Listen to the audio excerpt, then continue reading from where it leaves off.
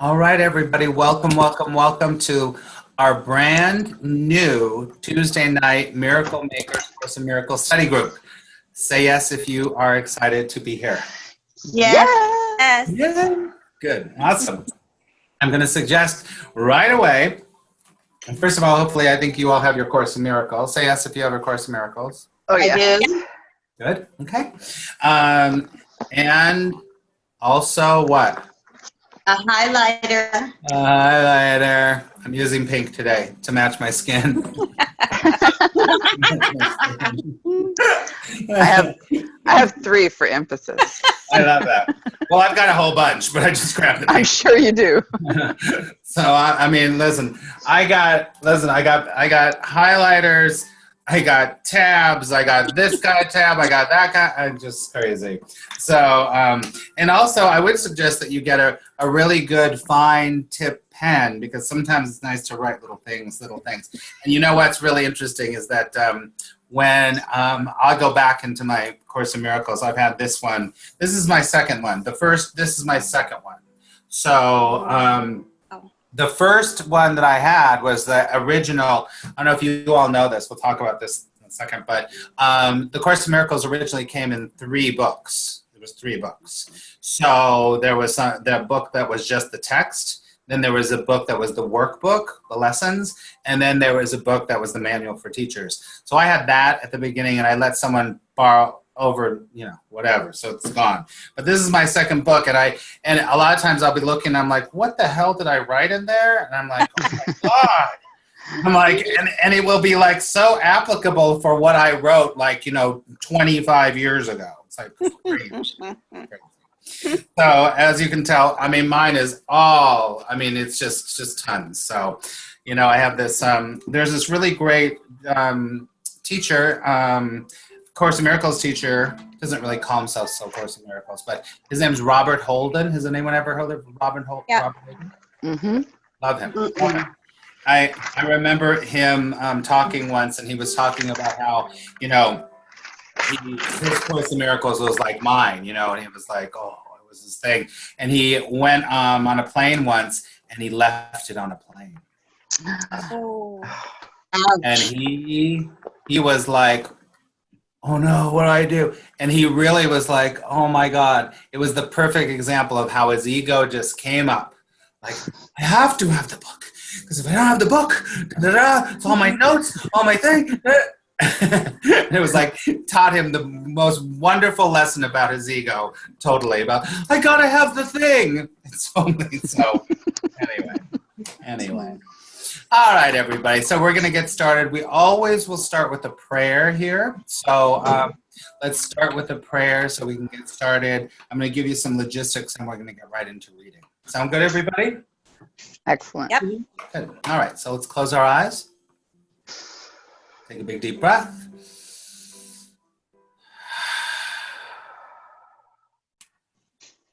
Dear Mother, Father, God, Divine Source, Universe, all that is. We come together today with open hearts, open minds, and an open spirit. We allow today to be a time of love and support and guidance for everyone here. And we ask that as we share today, as we read today, that we are more connected to our divine source, that we allow ourselves to be a little bit more shining. We allow ourselves to be a little bit more relaxed. We allow ourselves to let the love of God flow through us and through our life. Big deep breath. And together we say thank you very much. Thank you very much. All right, everybody. So before we get into the book itself, just a couple of logistics I wanted to say before we move on. This is for the people watching the recording too. So we've got 2 ways to communicate with you from now on. We will be communicating to you through the Patreon messages, which you should have gotten some emails. Say yes if you've gotten any of those emails. Yes. Mm-hmm. Yes. Good. Okay. So we'll kind of double up here, because I want to make sure If you don't get it in one place, then you get it another place. So we have a Facebook group, which you are all in, which I put you all in. Cynthia and I have already talked about that. So you're all in the group. So that in the Facebook group, which is called Tuesday Max Ryan's Miracle Class. It's a long. Miracle makers. Miracle makers, yes, it is. So anyway, so that is where everything is going to be.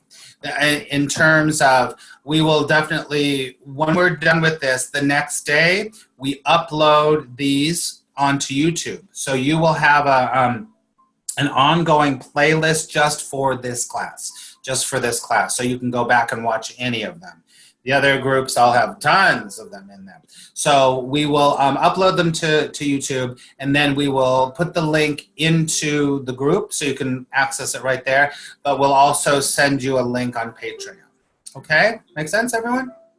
Yes. Good. So, and in the Facebook group, you're welcome to ask questions or pose to your fellow classmates here, like challenges you might have, because there will be challenges in understanding or applying the work to your life. And you can do that.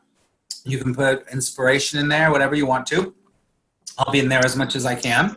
And I think that's it. So make sure that you have put into your calendar every Tuesday night. Now, there is one caveat that sometimes I go away, so I mean, I travel for work or pleasure or whatever. I try to do my classes even if I'm gone, but I will let you know before that for sure. I'll let you know before that. And like, for example, in September, which we just finished, September, I pretty much will take the month off to go do whatever I need to do. And then the holidays a little bit. Okay, but I'll always let you know when that is. Capiche? See? Okay. One thing I wanted to just ask you. Well, I'm going to put this in the group. Is that this is at the end of the month? The end of the month we have class on Halloween, so we need to figure out if we're going to do class for that. Okay, there's going to be an event in the Facebook group, so I'm just putting it out there right now. We're here next week, the 17th, the 24th, and then the 31st. We can figure out if we want to do it on that night or not. People are going to be here. I will probably be here. I'm not going to be dressing up, I don't think. I'm not in New York, where I used to dress up and have fun. So, okay. Any questions about how things will work? No. No. Okay. It's all good. I always want to start off with that. And Carrie works with me, so Carrie might be contacting you too, besides me, if there's anything. All right? Okay, so let's open our course, and we are going to skip the what it says. We're starting from the beginning. Now, this is the way we're going to start. If for some reason I decide as we move through that we need to kind of skip around, which we've done in the other groups sometimes, but pretty much we're going to go chronologically. Okay, everybody, we're going to go chronologically. So we're gonna start with the introduction. We're going to start at the very beginning, the introduction, which is right before chapter 1. Right before chapter 1.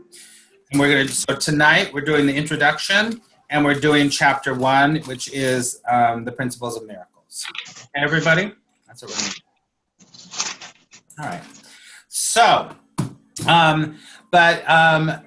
depending on time, depending on how much we're working and everything, I like to start off with everyone sharing a little bit about something. So I actually want to, I was thinking about a question. We're going to have a question, and everyone's going to share. Okay? So the question for tonight is, and we're all going to read, just so you know, everyone gets a chance to read here. So I was going to say, the question for tonight is, what draws you to A Course in Miracles? What is it that draws you to A Course in Miracles? Obviously, you went through Essentials. Some of you went through Essentials. Obviously, you have some other experience with the Course in Miracles. So what draws you to A Course in Miracles? I'll answer first just to break the ice. So For me, it's hard because it's just such a part of my life. It is who I am. It's my life. So, but what draws me back, I'll say what draws me back to the Course in Miracles is sanity. Brings sanity to me. Brings peace and sanity. And you know what? It makes sense. It makes sense. So over and over I come back because it brings me back to my connection with the divine, and it all just makes so much sense. It brings much peace and sanity to my life. That is why I'm drawn to the Course in Miracles, drawn back to it over and over again. That's why I read it pretty much every single day, some section or a little piece or a big piece. So that's why. So, okay. So, and yours, obviously your answer will be a little bit different than mine. But, okay, let's go. Who would like to volunteer to answer the question? I will. Go ahead, Allison. Well, I think I've shared with you before that it's haunted me for probably as long as you've been reading it, 30-something years off and on. I've had several copies, thrown them away, and just totally can't look at it. And I have, after I went through the Essentials course, it slowly but surely, I think it's helping me. It continues to peel away layers that I didn't even realize were there, or know how, much less how to melt them away. And it's really opening my heart and my soul and helping me integrate. Oh, I love that. Nice. Thank you. Beautiful. Give Allison a round of applause. Yay. We're all about supporting each other. Thank you, Allison. Good. Okay. Who is next? I'll go. Okay, go ahead, Carol. Was Sorry? it Carol? Cynthia? Who? Oh, Cynthia. Go ahead. Okay. So for me, it was a bit like Allison. It's popped up in my life many times starting in grad school. And I think I mentioned when we did the Essentials course, every time I signed up to do it, the leaders quit. So I never really got to get into it in any depth. And then what I found was when we did the Essentials course, I just found that my life started to go a little more smoothly. And it brought me peace. And so that's why I'm back, because I think that, I think its effects, as I study it, will get deeper and deeper and more profound. So that's why. Very good. Thank you, Cynthia. Give Cynthia a round of applause. Very good. Very good. I love it. I love it. And it is true. Let me just say this really quickly, is that it is true. The more that you do it, the more that you practice it, the more you put these principles into practice into your life, the more that it just becomes who you are after a while. And it automatically just starts doing something to you. It's a very beautiful practice. So thank you, Cynthia. Good. Lori or Carol Scott? So Lori? I'll go. I'll Lori. go.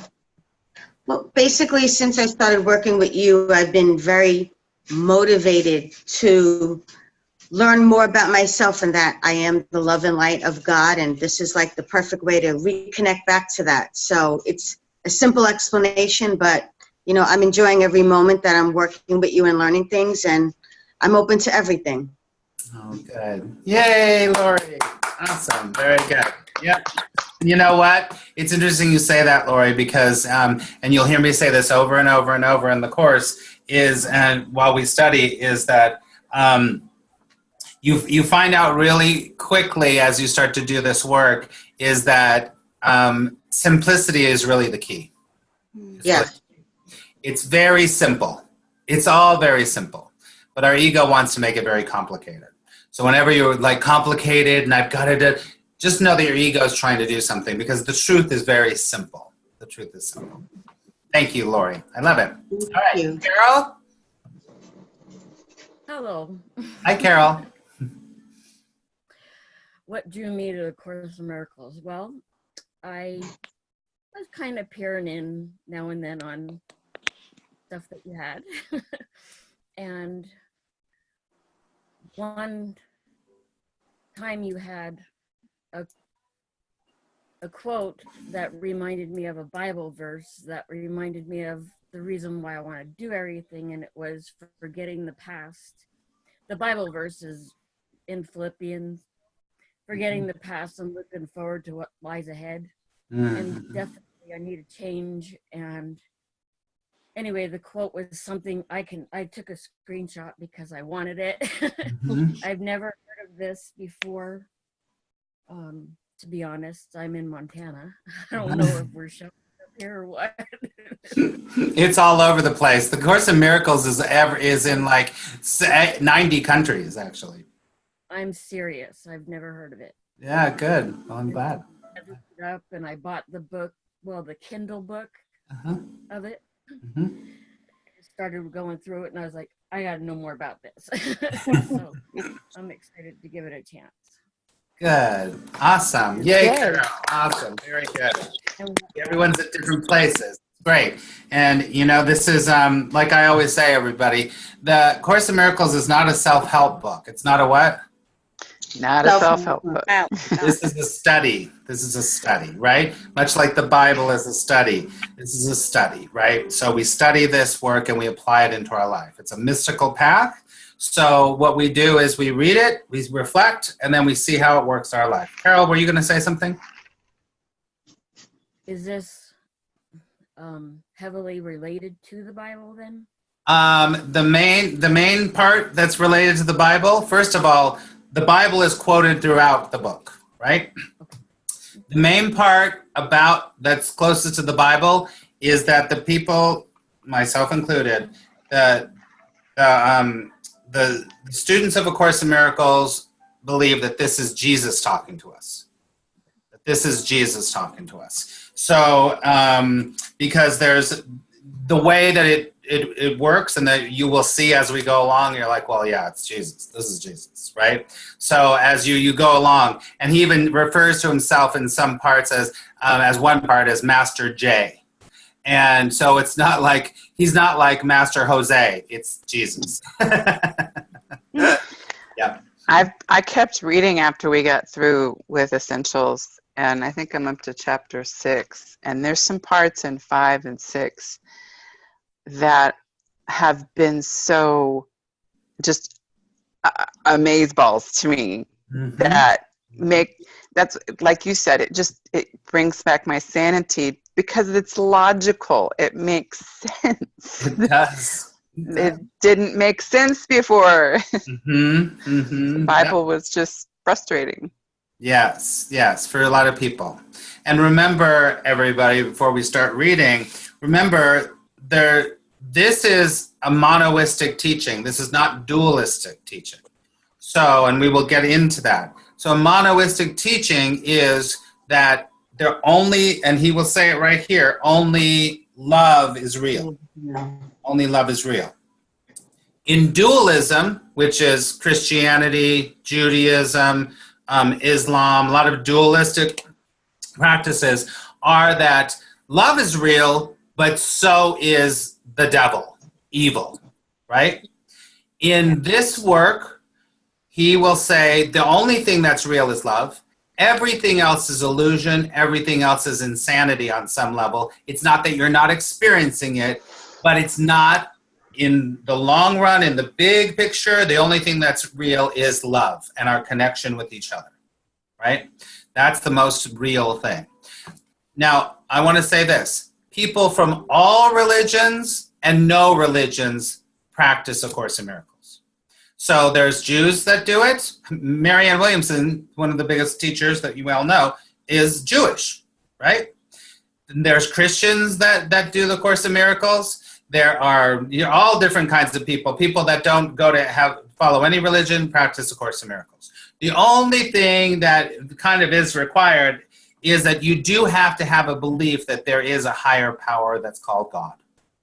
That's all. And you can't really do it if you're a complete atheist. I mean, you could do it, but listen, here's the deal.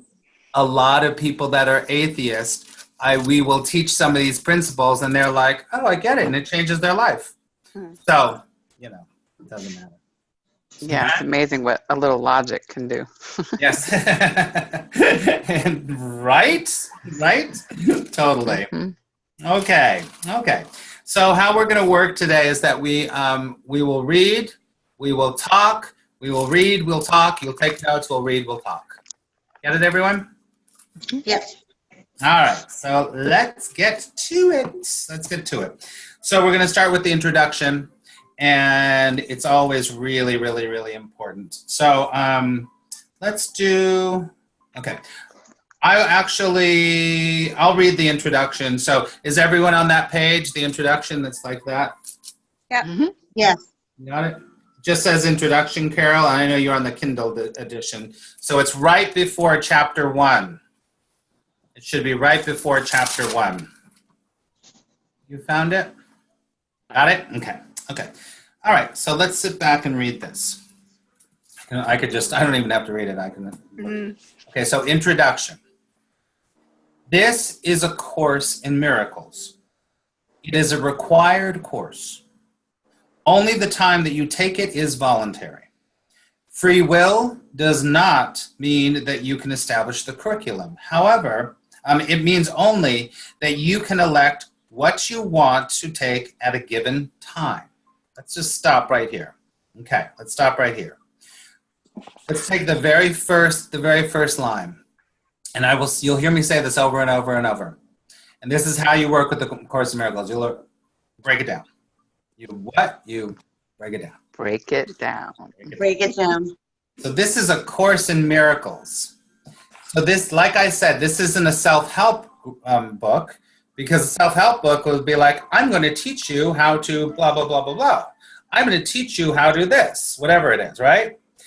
This is beyond what can be taught, actually, because a miracle can't be taught, but we can tap into it, and we can have a miracle mind. And we have a miracle mind. Miracles are everywhere. Miracles are what? Everywhere, right? So this is a Course in Miracles, and you'll hear me say this. It's not a course in I can figure it out. This is not a course that says, okay, I'm going to say do A, B, C, D, E, and you'll figure it out, right? What is it backwards? It's backwards, but I wrote when we've started, it's a spiritual mind training. It is spiritual mind training. That's right. I love that. It is a spiritual mind training, because your mind is your greatest tool. Your mind is what? Your greatest tool. Greatest tool. It can be the greatest. It will bring you either to hell or to heaven. Right? Right. Okay. Exactly. So let me ask you this. So this is a Course in Miracles. The next line is, Lori, what is the next line? It is a required course. Why do you think it says that? Why would you say, oh, this book says it's a required course? Some book. Why would you say that, do you think? There's no wrong answers.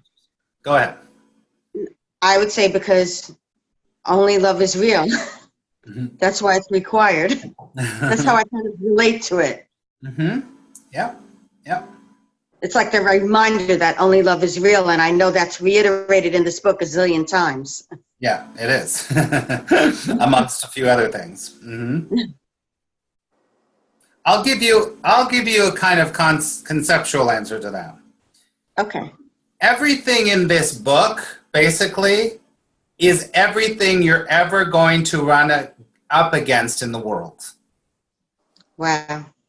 Everything that you're going to ever run up against in the world will fall into the pages. And you think that I'm joking. When you start reading it, you're like, that's exactly what I needed. Oh my God, that applies to my sister. That applies to my trip. That applies to my home. That applies to my career. It's required. And so there's a few big principles, of course. So when he says it's a required course, he's really saying it's like, these are the things that you are going to go through, and you're going to face these things at some point in your life, right? Mm-hmm. Now, this is interesting. The next line is really interesting when you think about that.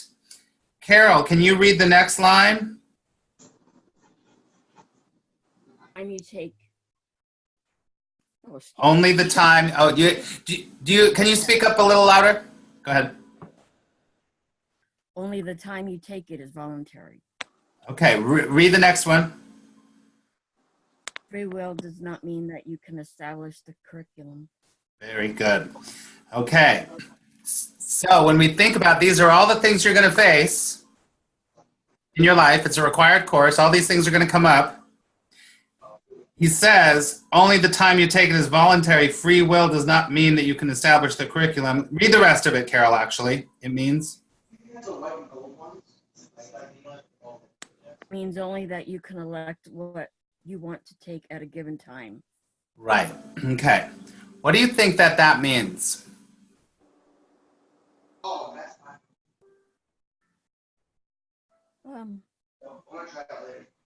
Read as much as you want. And I'm going to mute you, Lori. Okay. Mm-hmm. And you can unmute yourself. Okay, go ahead. Take what you need. Maybe. Well, the course teaches us what we need in order to deal with challenges in living. So it is something we need to do, but whether or not we choose to learn it now or 10 years from now or whatever, we can choose that part.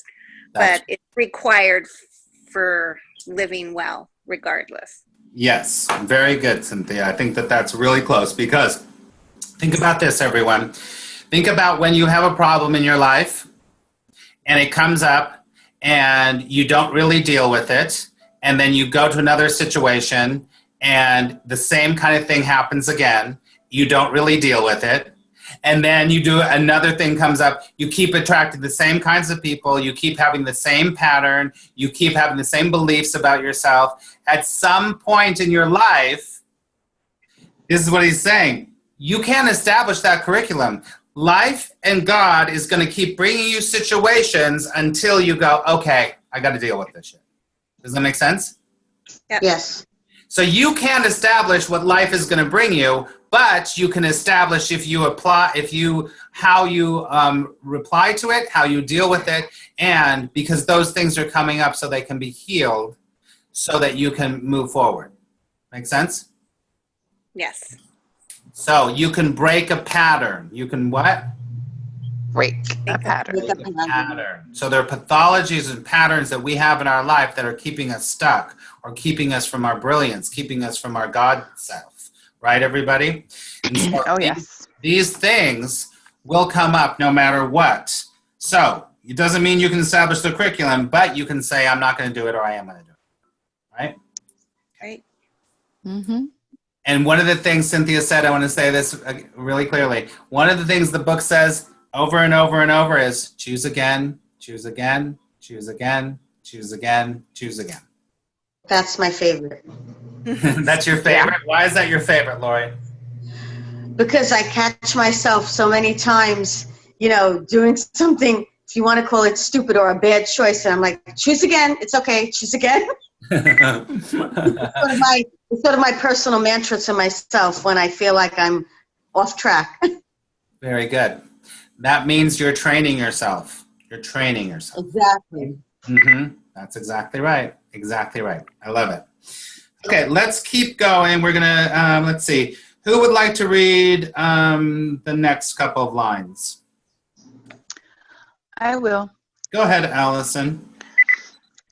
The course does not aim at teaching the meaning of love, for that is beyond what can be taught.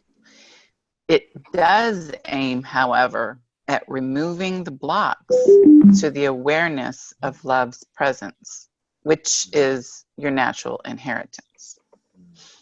Okay, let's stop there and plug this in. All right, so that makes sense, right? Yep. Wow. Mhm. Yeah. Alice and I had a little talk earlier today. So Mhm. that is very apropos to what we were talking about, right? Okay. Oh, yes. Mm-hmm. Very, very much. Removing blocks. Yeah. Right, exactly. Exactly. So love is something that's so big. And listen, here's the deal. It is so big, it's so huge that it is all that there is. So it's very hard to conceptualize it because most of us are like, love is this, love is this. You remember in the 70s, they used to have that love is ... those cartoons Yeah. Yeah. with the two little characters. Love is ... Never having to say you're sorry. Love is, whatever it happens to be, right? But it's much bigger than that. It's all so much bigger than that, right? So, and it is who you are. Love is who you are. So that's it. So in this, so this tells you right away, we're going to be doing what in this? We're going to be... Removing blocks. Allison's... I got that part. Right. So blocks can be a lot of different things, right? Anger, sacrifice, guilt, jealousy, blame, not living in the moment. All the things you kind of know, that's what we're going to, because when you can remove your guilt, you're closer to love. When you can remove your shame, you're closer to love. When you remove your not living in the present moment, you're closer to love. And then what happens is it starts to infiltrate your life. And then you start to have a real connection with God. A real connection. Not a connection here, but a connection all the way. Make sense, everyone? Yes. Yeah, for sure. Good. Okay. So we gotta keep reading here because it's really important. Cynthia, can you read from number 8 all the way to the end? Yep. Okay. The opposite of love is fear, but what is all-encompassing can have no opposite. This course can therefore be summed up very simply in this way. Nothing real can be threatened. Nothing unreal exists. Herein lies the peace of God. That's one of my favorite parts. Why is that one of your favorite parts, Cynthia? Well, there's just when I reread the nothing real can be threatened, nothing unreal exists. Herein lies the peace of God. I don't know. I just automatically feel a wave of peace come through me whenever I read those 3 lines. Maybe because it reminds me, and then. Yeah, and it simplifies my life very quickly. Right. Yeah. Right. I love that.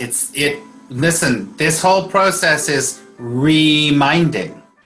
It's reminding over and over. It reminds you. So you have that, like, wow, if only love is real, then nothing else even exists.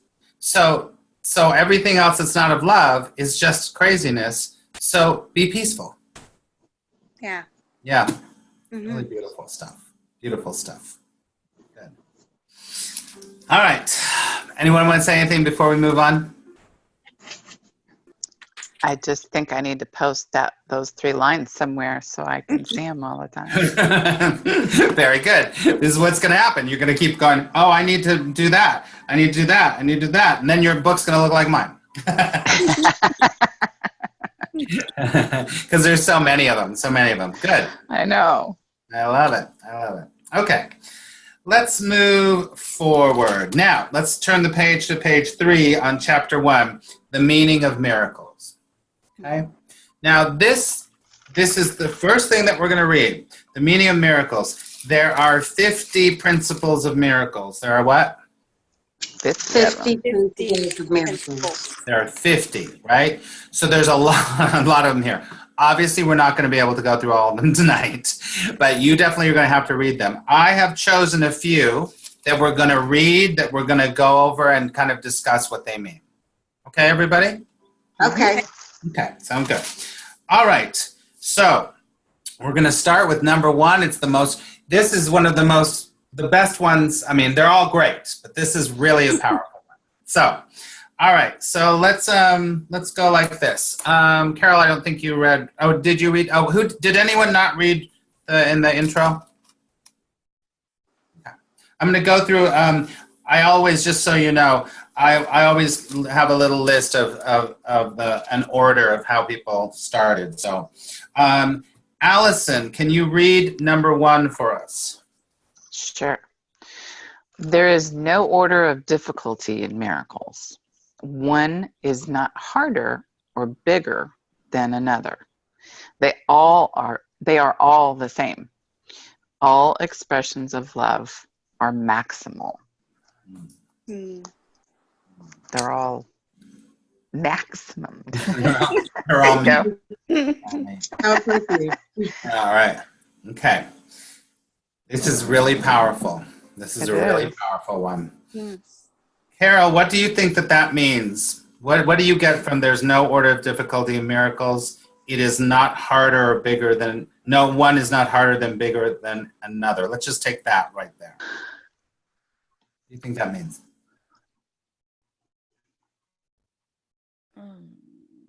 Think about your real life. When do you need a miracle?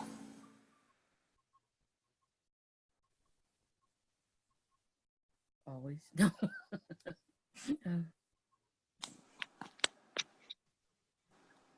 I'll give you an example. Okay. So, you might need a miracle if you are dying of cancer. You might need a miracle if you're homeless. You might need a miracle if your relationship with your mother has fallen apart and you want to get back together. And you have no idea how to do that, right? You don't know how to cure the cancer. You don't know how to get money to get off the streets. You don't know how to cure your relationship with your mother, right? These are just examples. Capiche? So think about that. So when do you need a miracle? So what he's saying here is, now, this is what we do. We can say, oh, you know what? I can ask my sister for money. I can reach out to social services. I can and I can get off the streets, right? Okay. But when you think about repairing your relationship with your mother, you're like, oh my God, well, I can't do that. That's too much. That's too big. Now think about in money terms. Most people will say, well, that's really good. I can make, $500 a week, and that's fine. I can do that.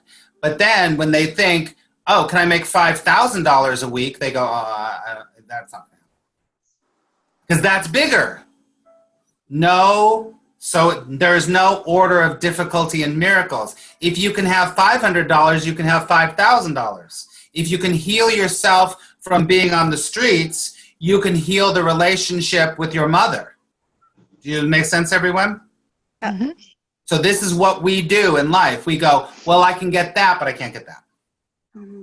That would work out, but that would never work out. Right? Yeah. I'm not going to be able to get the guy, but I sure can get a really good business. Make sense? Mm-hmm. So right here, he says there's no order of difficulty in miracles. So as soon as the clue words here is one is not harder or bigger than another. When you think something's hard or big, you're not thinking as a miracle minded in your miracle mind. And to move on, miracles are an expression of what? Love. Love. Love. Think about Jesus. Jesus went around performing miracles, right? He was like, I'm gonna make you see. You have no more leprosy. He did, and you know how he did that?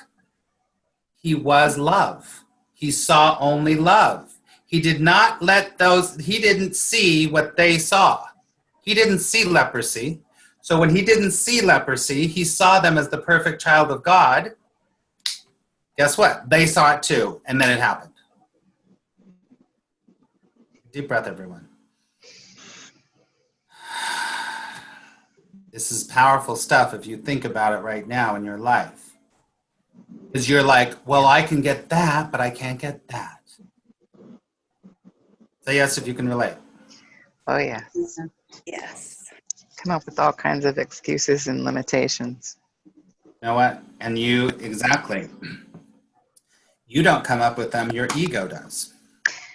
Yes. Ego. And as you move into, we'll talk about the ego. The ego is really, really prominent in your life. The ego, from A Course in Miracles point of view, is the part of you that thinks without love. It's the part of you goes, oh, you could never do that. You're too fat. You're too ugly. You didn't go to school enough. Right? That's the part that goes, oh, that's too hard. Only pretty people get that. Only people that live in certain places get that. Only people that had certain kind of parents get that. Right? But if only love is real, everyone has everything. Right. It's beautiful. It's beautiful. I'll read it again. So there is no order of difficulty in miracles. One is not harder or bigger than the other. They are all the same. All expressions of love are maximal. It's just as easy to attract a cup of coffee as it is $5 million. But you don't believe that yet. You don't believe that yet. It's just as easy to have a cup of coffee as it is to have a miraculous healing in your body. Same thing. And when you know it's the same thing, guess what? Your whole life changes. Any questions or comments? Wonderful. See how freeing that can be when you really get that? We're one line in, people. One line in. Just remind you, you're one line in. Can you imagine what the rest of this is going to give you? Oh, my. Oh, my. Okay. We are going to move on. We're going to just skip around here. I want you, after we're done this week, I want you to read all of them, but we're just going to skip around. So we're going to move to number 3. Let's see. Cynthia, can you read number 3 for us? Yep. Miracles occur naturally as expressions of love. The real miracle is the love that inspires them. In this sense, everything that comes from love is a miracle. Beautiful. Yeah. Yeah. Pretty straightforward. Anyone want to say anything about that? Makes me think of how we call babies a miracle, because, well, they are, but they're an expression of love. It's just overwhelming. Yeah. That's beautiful, right? Right? So every time that you offer love to another, you're giving a miracle. Every time you offer love to yourself, you're giving a miracle. Right? Because you're looking beyond what the circumstance is to something quote unquote impossible. Right? So when you truly give love, you're performing miracles. Not love that has conditions or anything like that. Right? Absolutely beautiful. Mm-hmm. That's a real, I mean, listen, think about this. Think about if you just read one of these every day. And just went, okay, now I'm going to walk through the world and I'm going to see how this applies in my life. It will change. Lori, can you read number 4, please? Okay. All miracles mean life, and God is the giver of life. His voice will direct you very specifically. You will be told all you need to know. Oh, that kind of hits me. That hits me. What does that mean? Let's talk about that. Read it one more time. All miracles mean life, and God is the giver of life. His voice will direct you very specifically. You will be told all you need to know.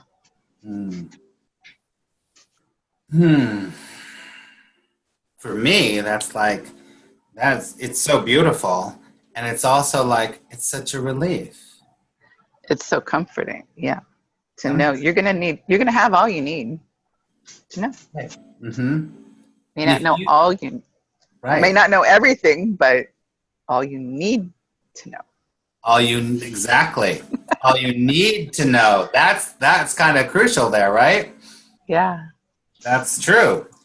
You will be told all you need to know.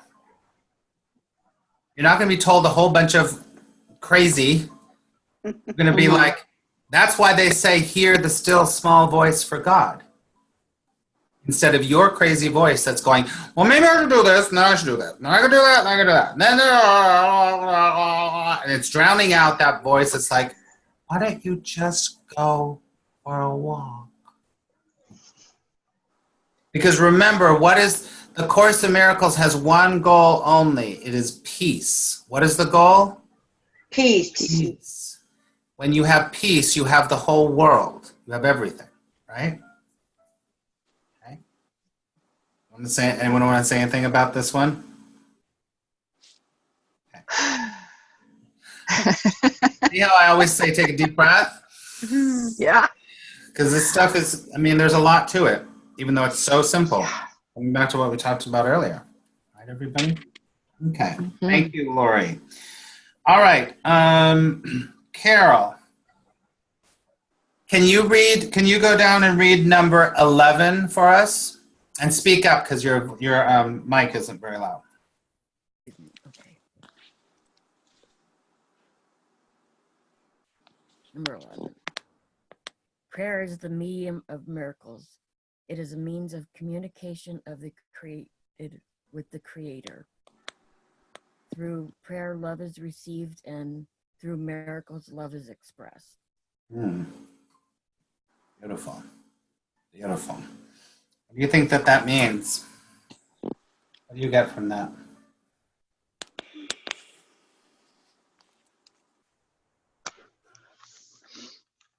Prayer is important. Mm-hmm. Communication lines open. Yeah, keep the communication lines open. That's right. Mm-hmm.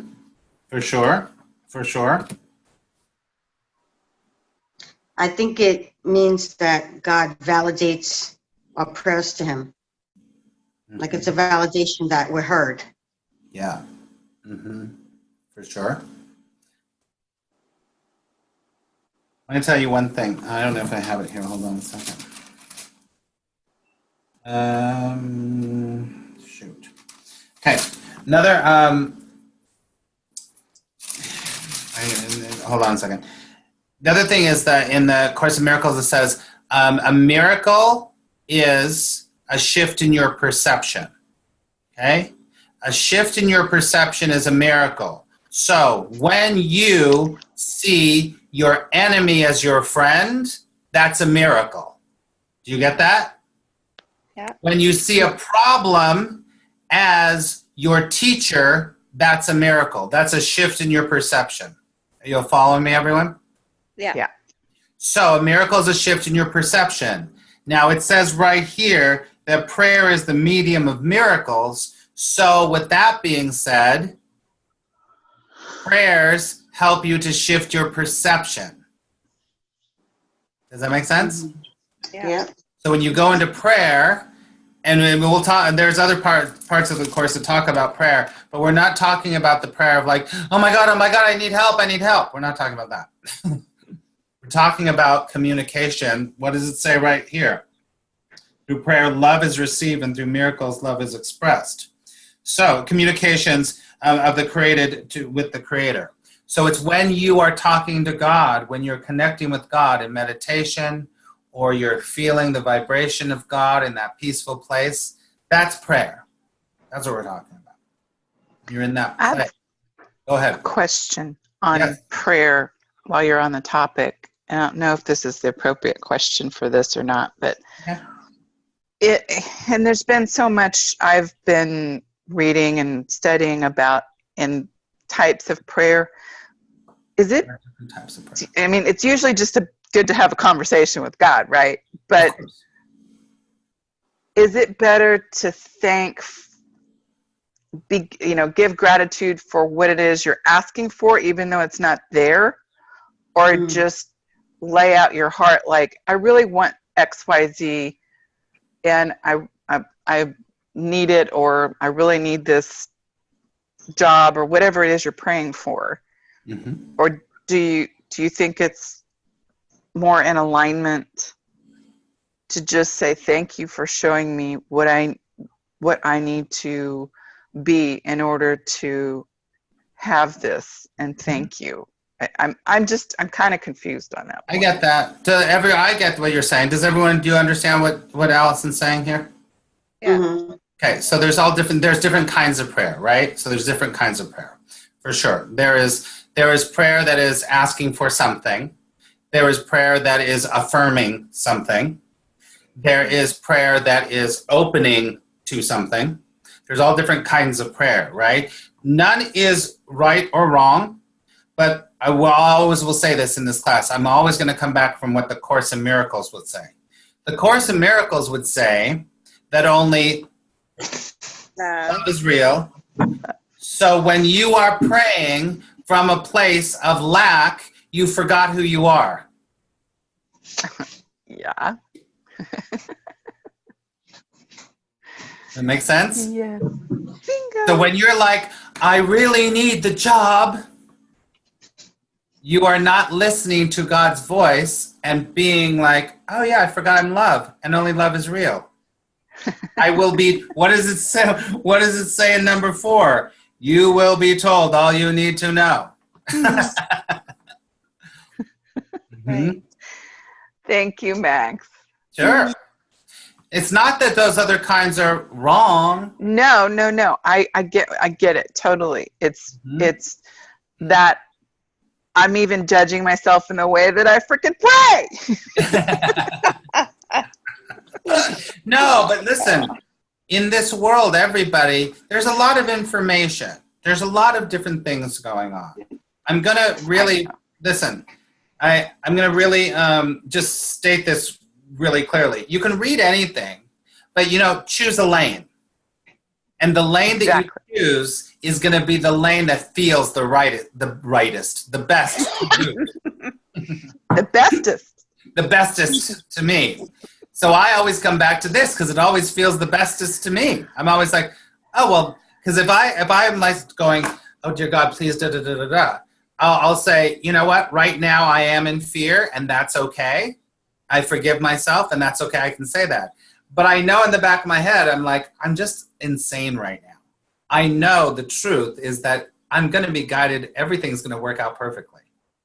It already is worked out perfectly. That's so beautiful. Thank you. You're welcome. Everyone take a big deep breath. Good. So, prayer, just like the Bible says, what Carol was talking about at the beginning too, in other parts of the Course in Miracles, it says, pray without ceasing. Pray without ceasing. So, I'm going to say this really quickly, and then we're going to move on. To see how we can get a little bit, and that there's so much in everything. Do you get that, everyone? There's Yeah. so much. So I'm going to say this really quickly. I remember Marianne, I used to work with Marianne, when I was a kid, whatever. But I've, of course I see her and watch her. I remember once she's like, when you pray, when the shit hits the fan, you don't have the money, and you get on your knees and you're like, dear God, please pay my rent. I need the money, whatever it happens to be. Say yes if you've been in that position. Yes. Yes. Yeah.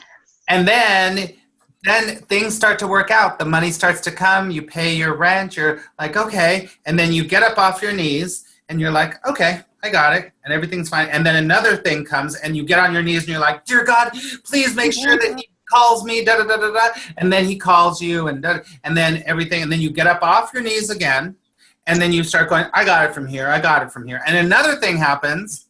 And then you go right back and you just, dear God, please fix this thing. La, la, la. And then he fixes it. It fixes itself, whatever. The whole point is to stay on your knees. That's We wouldn't praying have that without to begin ceasing. with.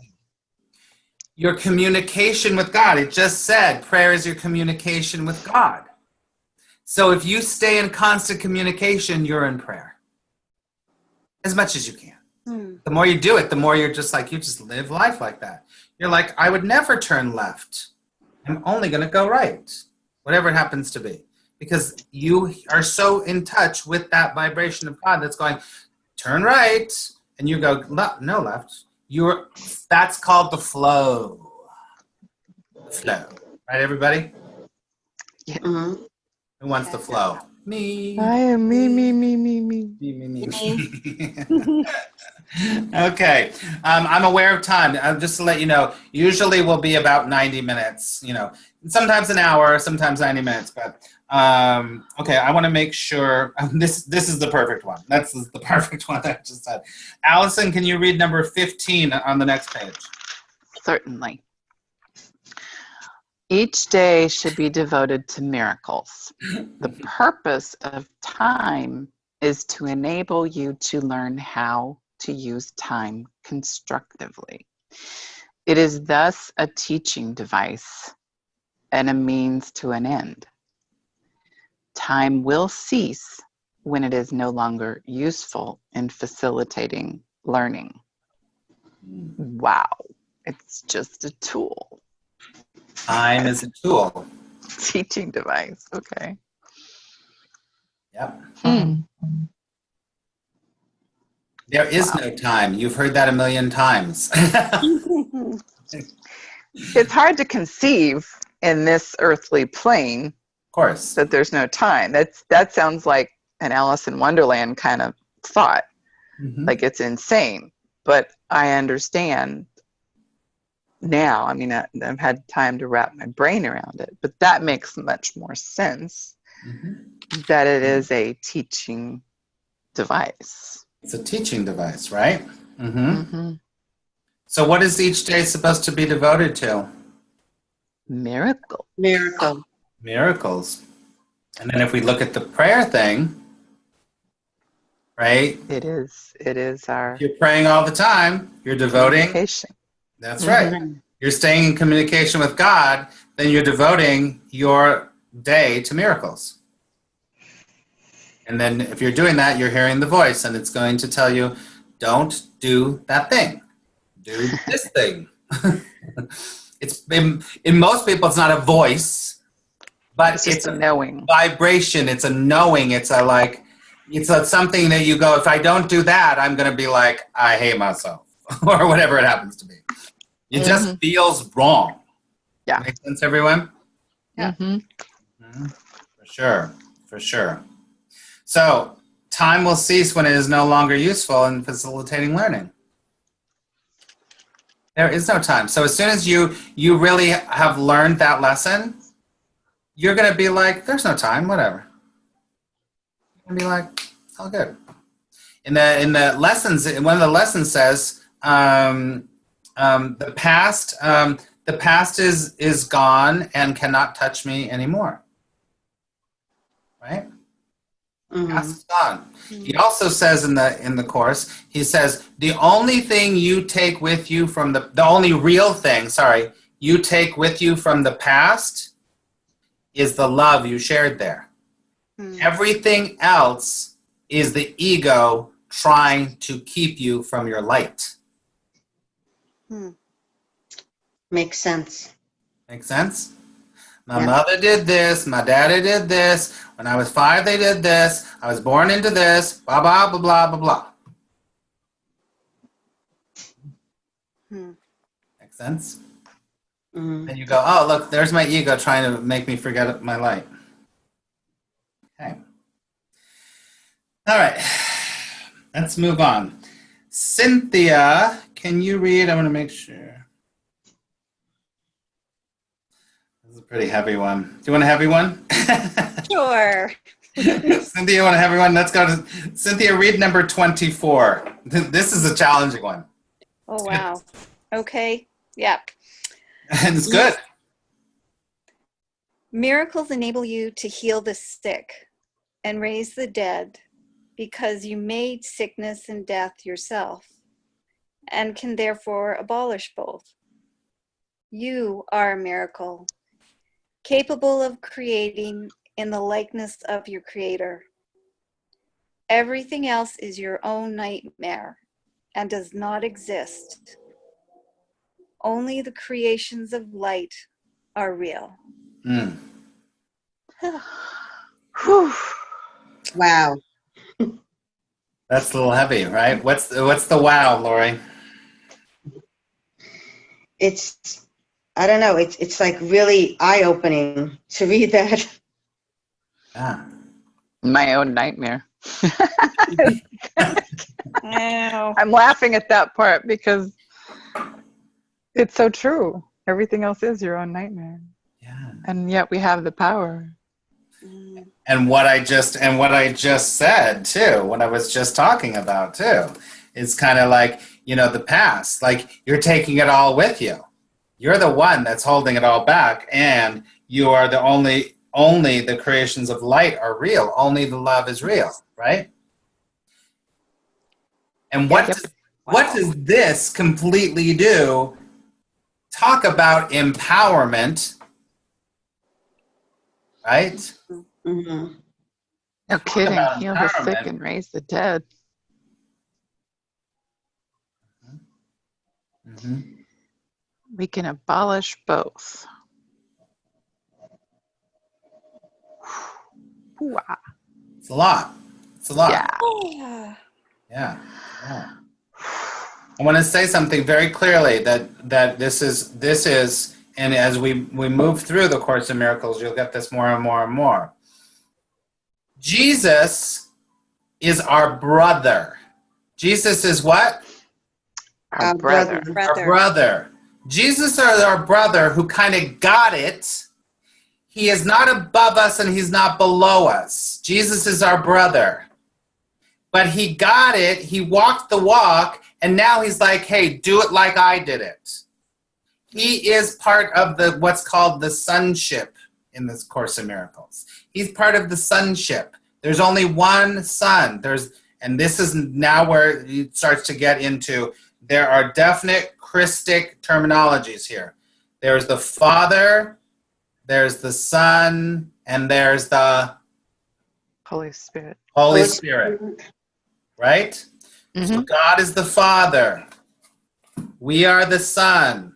The Holy Spirit is the vibrational energy, which is talked about all the time, whatever. That helps us to connect with the Father, with that energy. Do you get it, everybody? Mm-hmm. Jesus was that's why, like you go, well, wait a second. I can cure the sick. I can raise the dead. Jesus did it. Jesus did it. But Jesus is not higher or lower than us. He just is an elder brother that walked and said, hey, I got some ideas because I actually surpassed the challenge of the world. And you can too. Deep breath, everyone. Right? And Jesus is just one of the older brothers. There's many other elder brothers that have walked this plane. But this is Jesus talking to us. Right? Carol, what are you thinking about? What's going on for you? What are you thinking about this so far? Really interesting. I'm thinking, what the hell am I thinking? But Yeah. Kind of making sense. Some things click, like from a different lesson that I've learned, or Good. I just want to check in with you. Okay. Next time, are you on your computer or are you on your phone? Phone. On your phone? Do you have earphones with a microphone? No, I don't. Okay.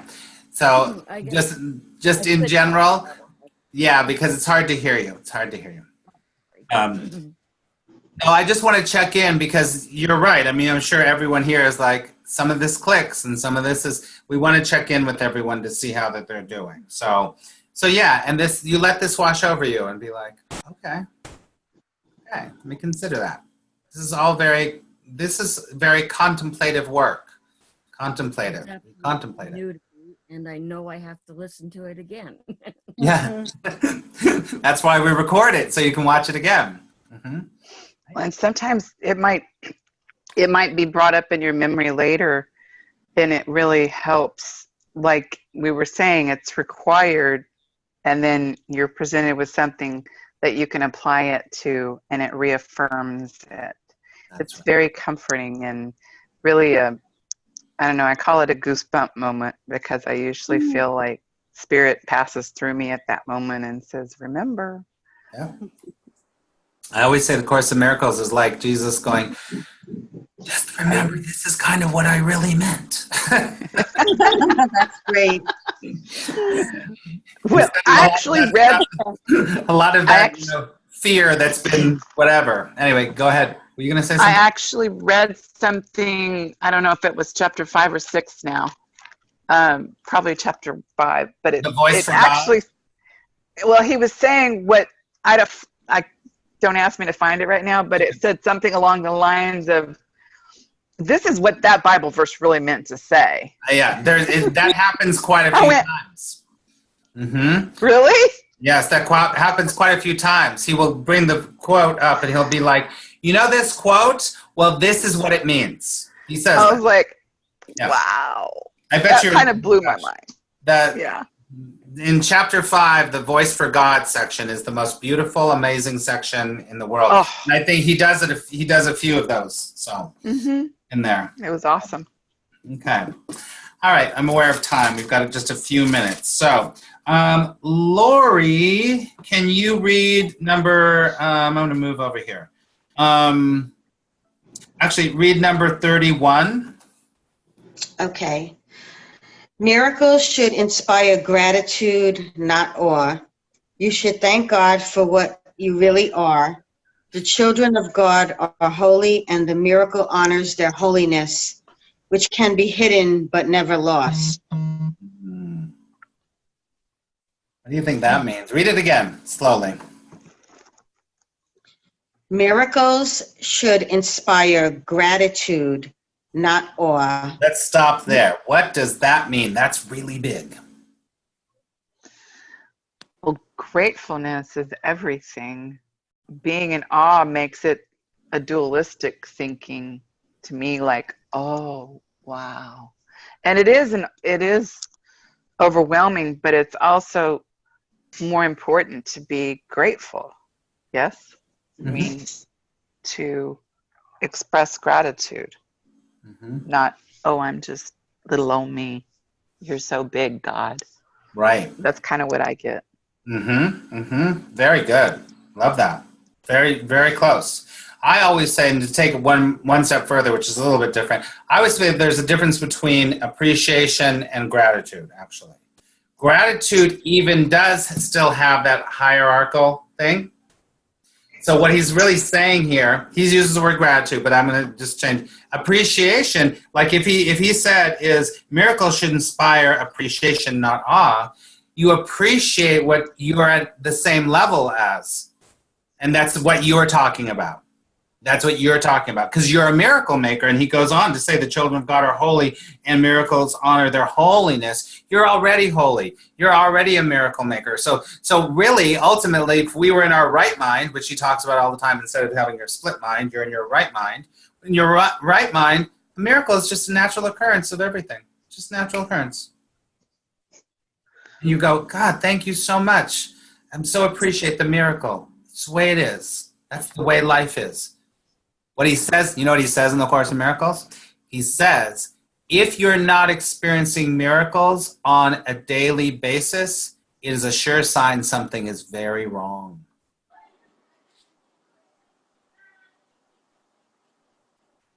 Think about how wrong your life might be thinking about that statement.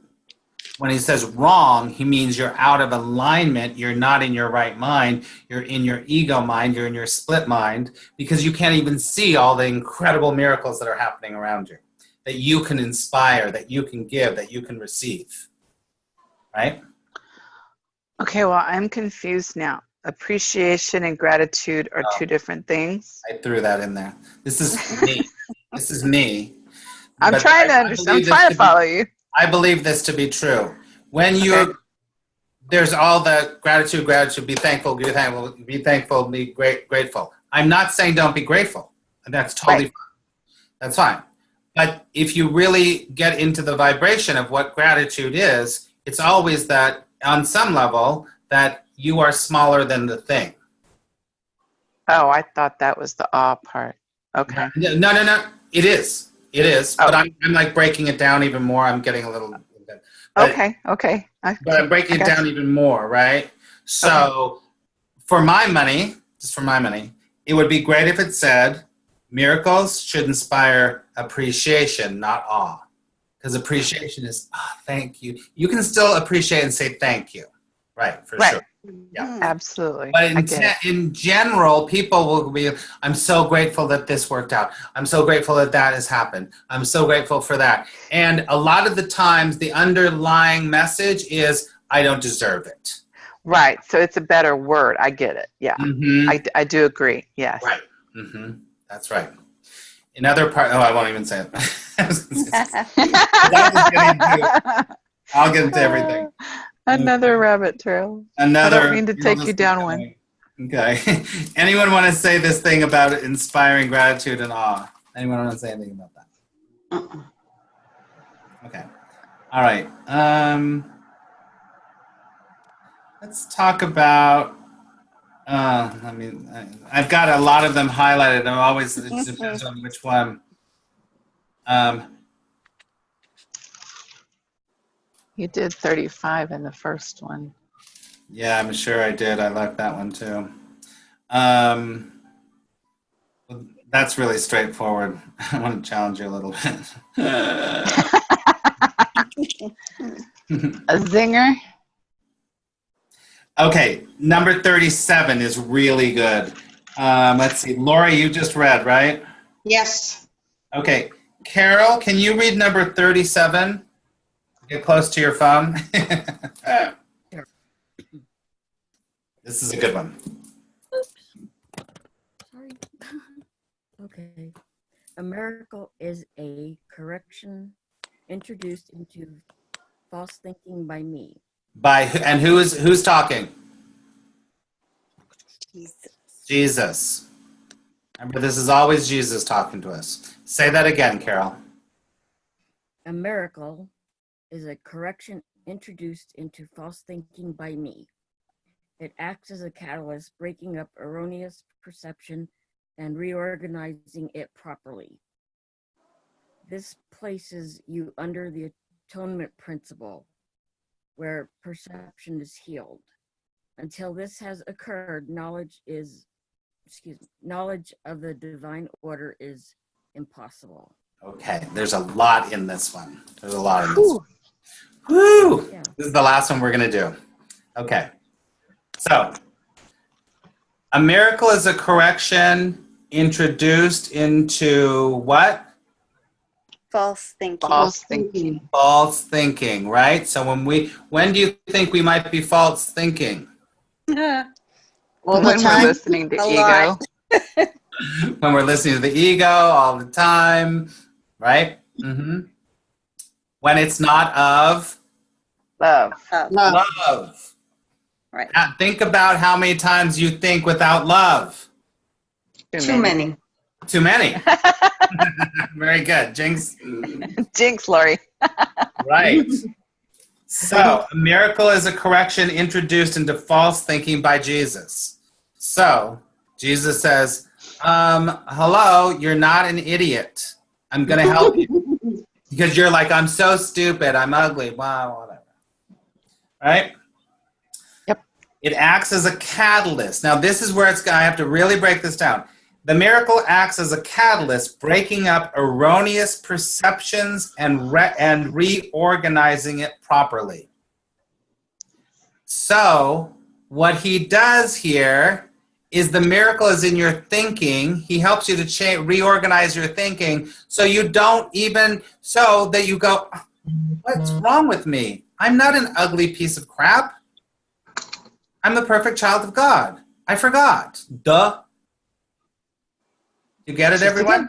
Yeah. Yep. Again. Just again. So he literally reorganizes it properly. Your perception. Your what? Perception. Perception. Perception is huge in A Course in Miracles.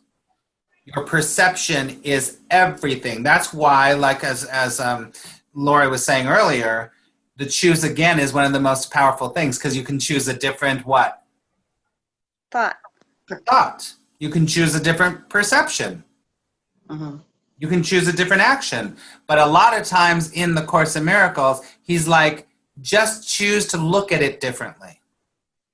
If you choose to look at it differently, then you have a miracle. So miracles are shifting your perception, which we were talking about before. This is kind of what he's talking about. Okay? Yeah.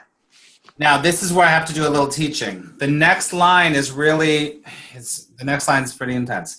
So, breaking up erroneous perception and reorganizing it properly. This part. This places you under the atonement principle where perception is healed. Does anyone know what the atonement is? I think in the Essentials I talked about it. Yeah. Didn't atoning mean undoing? It's actually the opposite. It's the opposite of undo? Well, it's part of undoing. Let's Okay. come back to it. It's part of undoing. But I want you to think about it. Every time you see the word atonement, Right. it's the at one-ment. At one man. It's Right. bringing it together. Uniting Uniting us with God. Yeah. Back to our original state. Our original state is with God. Right. We think we're separate, but the atonement is the coming back together, healing our separation with God. Got it? Right. So it's the undoing of the separation. Or is it the undoing of the perception of the separation? That's right. That's Okay. right. Okay. All right. And that's very good, Cynthia, because really it's the undoing of the perceived separation. Okay. Because the separation never really happened. Right. Very good. Okay. Very good. So that's the atonement. So this places you, when he helps you to reorganize your perception about who you are or about whatever it happens to be, it places you under the atonement principle where perception is healed. So then you heal your perception. I used to think that person was the most horrible thing in the world and they're to blame for my life. And suddenly I know that they're just doing their thing and they have no control over me. Healed. You're healed. Right. Make sense? Yep. Until this has occurred, until that perception is shifted and you come back to that, I'm peaceful again. Until that has occurred, knowledge of the divine order is impossible. So, what is capitalized there? divine order. Divine order. Okay. So, what do you think why is the divine order capitalized, do you think? God's order of the universe. Mm-hmm. And God's thinking. Mm-hmm. Right? So, knowledge of God's thoughts and God's thinking is impossible until you hand it over to change your perception and it gets healed. Mhm. Wow. Whoa. Take a big deep breath.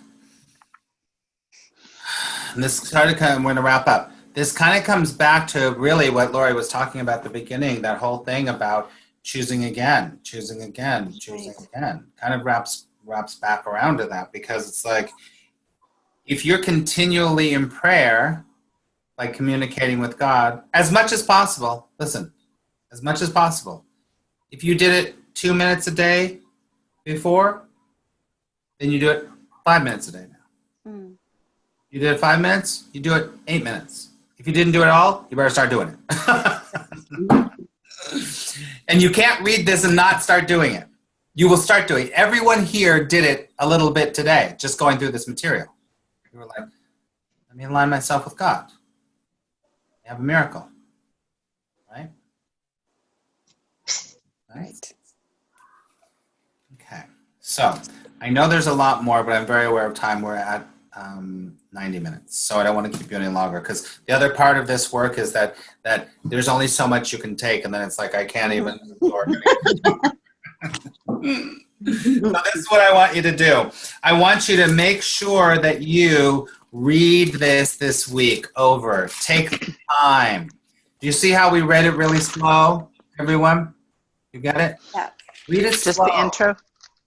Read the intro and read chapter 1, the principle of miracles.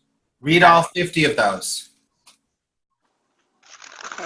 You might want to write it down. You might want to be in the Facebook group, you know, putting your reflections on it, your challenges, whatever, you know. But mostly this is what happens, and this is why I do the course like this. There's group learning, and then there's individual learning, right? So obviously, Allison, you've been doing a lot of individual learning. But then you get to the group, and then you see, like, this is a little bit different because these are all statements. Once we start to get into next week, into the real meat of it all, we'll all start to be able to really get in there and say, oh, that's what happened to me, and this is how it happened. And so there's a different learning that happens in the group, and there's a totally different learning than when it's just you and God sitting there with the book. Right. Okay? So I'm going to encourage you to do that, everybody. Now, you don't have to do this, but you can. Some people like to do it. I actually think it's helpful. Before we have class next week, maybe the day, you know, on Tuesday afternoons or Tuesday mornings, you might read the section we're going to read before we come into class. Because then you might have a question, or you might whatever. We'll still read it. And so, like, for instance, this is how we're going to work basically. There might be times where I'm like, we're going to skip around. I'm going to show you some other things. But next week, we're going to read page 7 and 8. That's it. So, Revelation, Time, and Miracles. That's what we're going to read. Okay? Okay. Okay. All right. All right. So when we're all done, I like to just ask what you're taking away or what stood out for you in the work today. It can be anything. It can be a line from the course. It could be something about being in the group. It doesn't matter. But just it's nice to put a little button and a line underneath your learning here today. So I will go first. You know what really stood out for me is the line, I forget which line, I mean where it was. Which one was it? I'm going to try to find it. Anyway, it is, I forget. I have so many highlights, I can't even find it. But I guess so. It was the line tonight that says, you are the miracle. Mm-hmm. That line really stands out to me because it's just beautiful, and it's a great reminder. Like, I just thought I was a personality and a 5'6" guy with curly hair. So I like it. Just gives a lot of peace to me. I am a miracle, and everyone is a miracle. So that stands out for me. Allison, what stood out for you? Number 4, you will be told all you need to know. Mm-hmm. That's so comforting to me in this part of my journey that I can't even put to words. It's like exactly what I needed. It's like salve to my soul. You will be told where to go. You will be told what to do. You'll be told who to talk to. All right. Cynthia.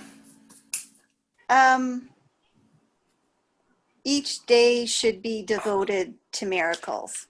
Mm.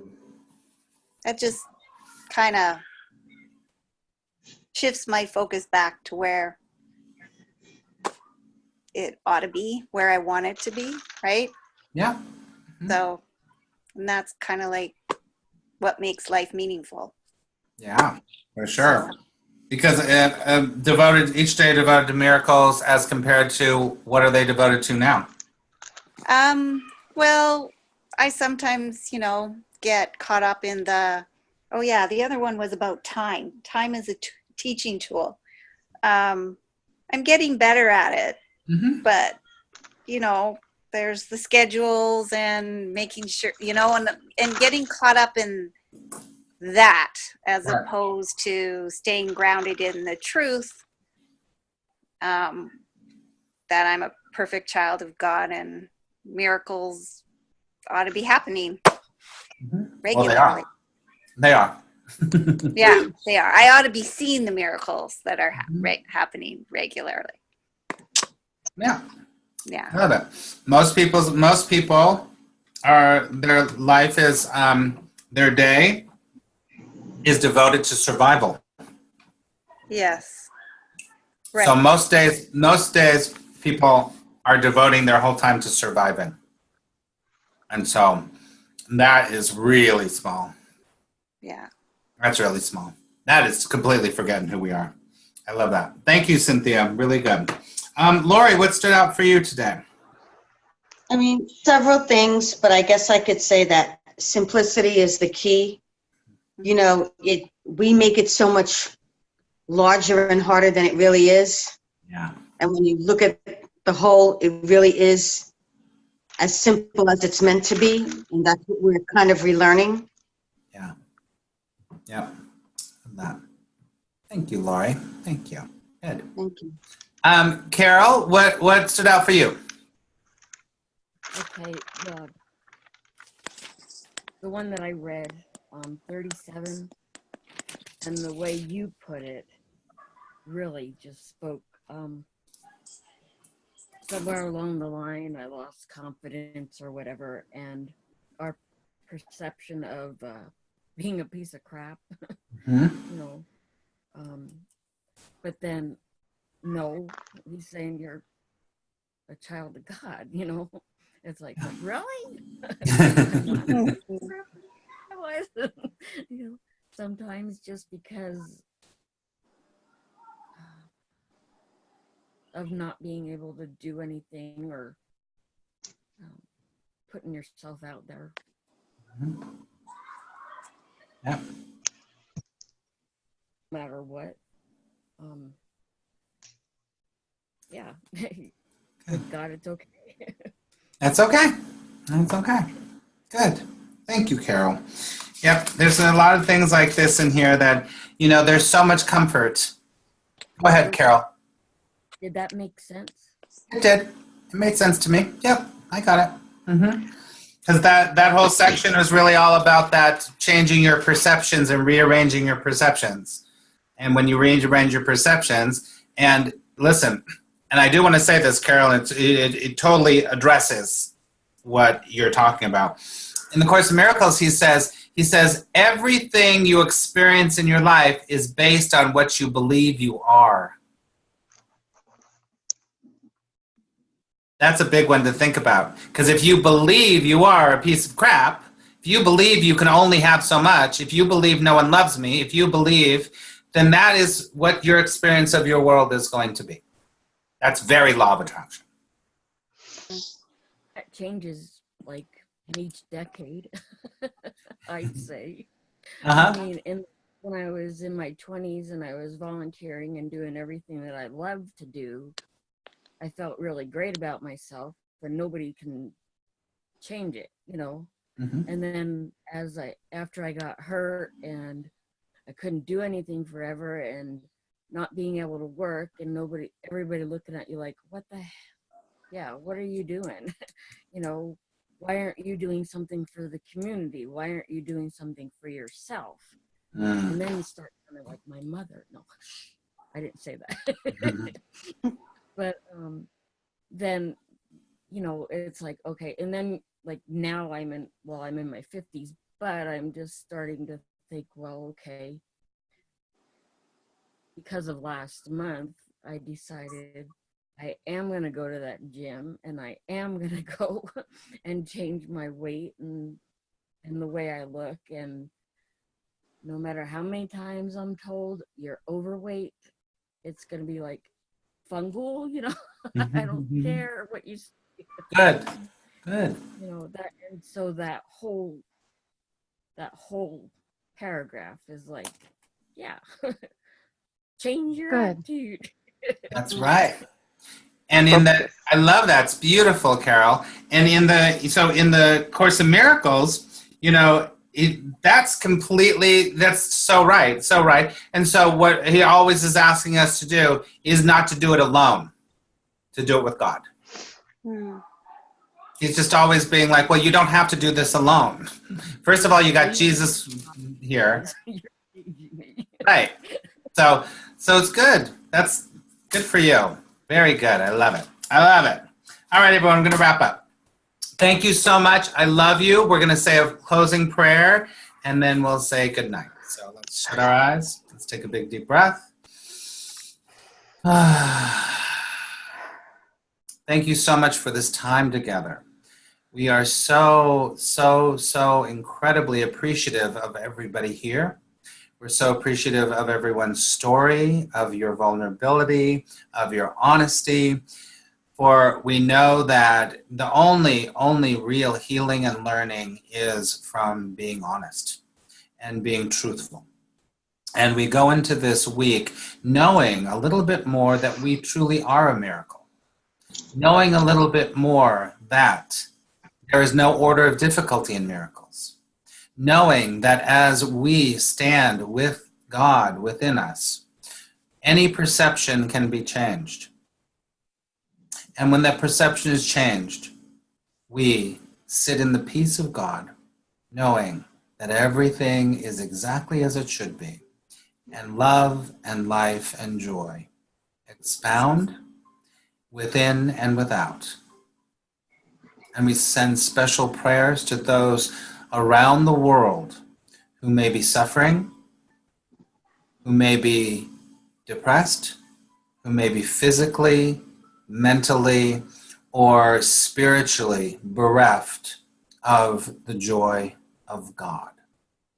We surround them with love in our mind right now.